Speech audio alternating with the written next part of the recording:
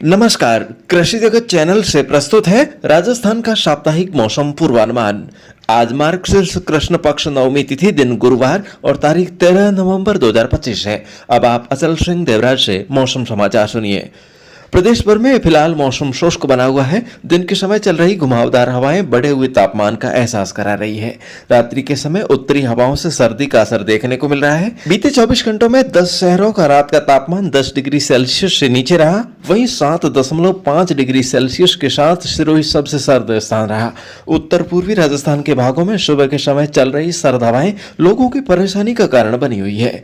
अगले 24 घंटों में न्यूनतम तापमान में 1 से 2 डिग्री सेल्सियस की और गिरावट हो सकती है। साथ ही दिन में कई बार हवाओं की दिशा बदलते रहने की संभावना है। आज दोपहर और उसके बाद पश्चिमी राजस्थान के जैसलमेर, फलौदी, बीकानेर, जोधपुर और नागौर जिलों के कुछ भागों में आसमान में पतली परत के बादल नजर आ सकते हैं। शेष भागों में आसमान साफ रहेगा।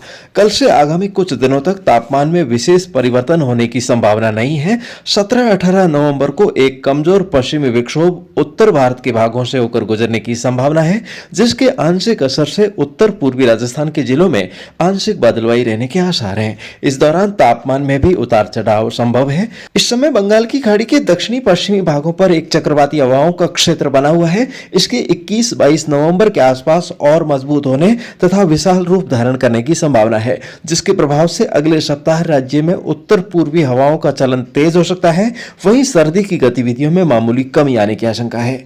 मौसम विभाग ने अगले 10 दिनों में राज्य भर में मौसम पूरी तरह से साफ रहने की संभावना जताई है। ऐसे में किसान भाई बारिश के भरोसे न रहते हुए पलेवा देकर रबी फसलों की बुआई जारी रखें। साथ ही किसान भाई शेष रहा खरीफ फसलों का कामकाज भी करते रहें। आगे मौसम में होने वाले हर बदलाव की ताजा जानकारी आपको समय रहते हर रोज इस चैनल के माध्यम से मिलती रहेगी।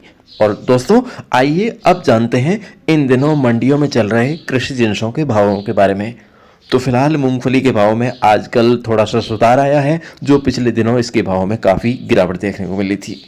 तो अभी सिकाई योग्य अच्छी गुणवत्ता की मूंगफली का भाव 5,800 से 6,300 रुपये के भाव है।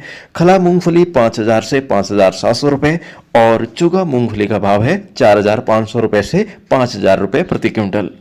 तो ग्वार का भाव है 4,400 से 4,500 रुपये प्रति क्विंटल।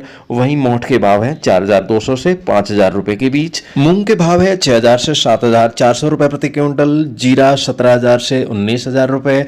इसबगोल 8,000 से 11,000 रुपये। चना और रायडा के भाव है 5,000 से 5,500-600 रुपये प्रति क्विंटल। और ज्योतिष के अनुसार फिलहाल 30 मूर्ति गला होने से भाव में उतार चढ़ाव का दौर बना रहेगा। और आगामी दिनों में पौष महीने की कृष्ण पक्ष की एकादशी से धनु संक्रांति आने पर 15 मूर्ति गला होने से भाव में काफ़ी सुधार होने का योग है। तो किसान साथियों, आप अपनी ज़रूरत के हिसाब से माल निकालते रहें।